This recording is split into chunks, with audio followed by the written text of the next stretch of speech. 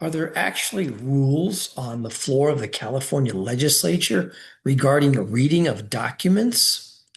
Well, on occasion, if you listen to the proceedings on the floor of the California State Assembly, you may hear either a legislator seeking permission to read on the floor, or you might hear a legislator raising a point of order that a colleague is reading on the floor. So, what's the basis here?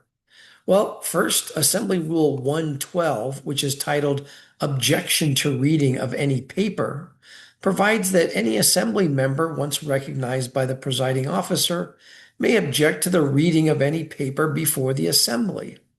Now, if that objection is made, the presiding officer can make a ruling on the objection, or the question of reading by an assembly member is determined by a majority vote of the members present and voting. Now, this vote on the floor would follow a brief statement by the presiding officer regarding the substance of the colleague's objection. No debate is allowed following this explanatory statement.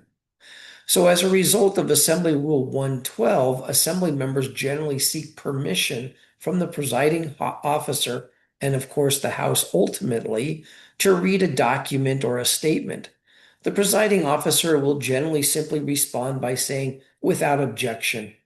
In other words, so long as no assembly member objects, then that particular assembly member can, in fact, read on the floor whatever paper is before them.